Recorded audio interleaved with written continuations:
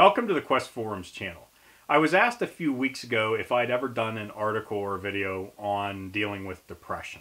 And looking back, I saw that I hadn't, and then kind of pieced together. One of the reasons for that is the fact that I guess I knew subconsciously that there wasn't going to be too much that I really could do.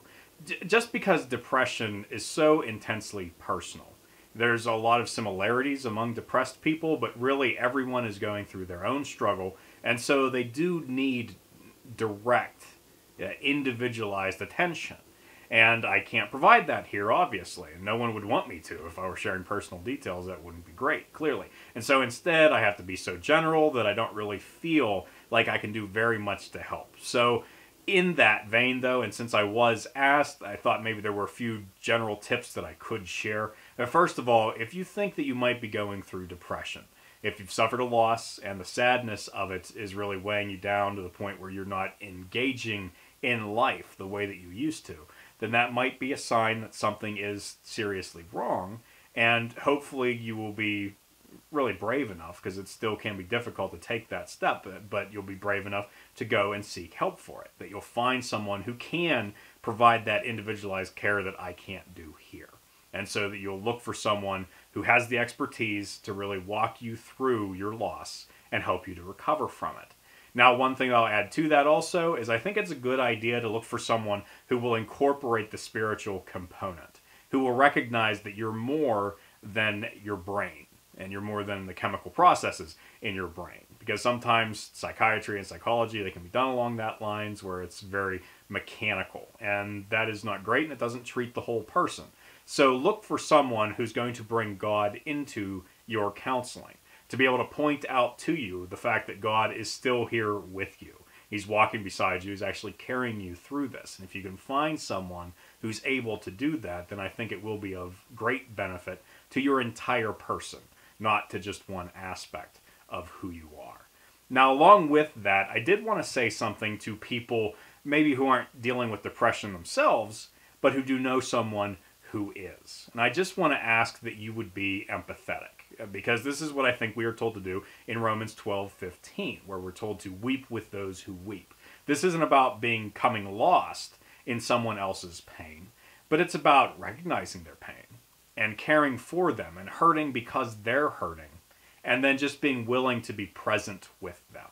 Because a lot of times it can be uncomfortable to deal with depressed people, and that is natural. But we need to be able to move past that. We need to be able to see their need for us and just to be with them. And that when they want company, when they want connection, we need to be ready to provide it. And recognizing the fact that that doesn't mean offering for ways to fix it necessarily. We're not really going to be able to do that. And we shouldn't tell them to just have a stiff upper lip or any of that trite advice that sometimes gets thrown around. We also need to be careful not to add in our own comparisons, because that kind of lessens their pain, so it's not a good thing to do. And we also want to be encouraging, again, for that help that I said people need to seek out.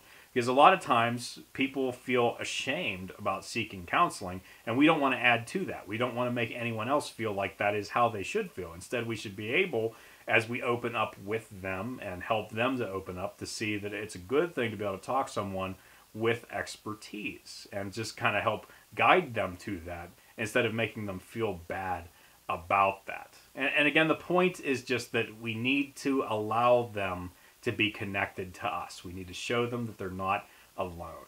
Because one of the worst things about sadness is that feeling of abandonment that goes along with loss. And so when they can see that they have others in their life who do care about them, then that can help them become grounded and begin the process of coming back from what they're experiencing. It's not going to be a quick fix, again, and it's not going to be just an easy solution, but it's part of what they need, and we need to be there to provide it. So I know these are just a few quick little points, but hopefully they will be helpful to people who are suffering and to people who are concerned about those who are suffering with depression.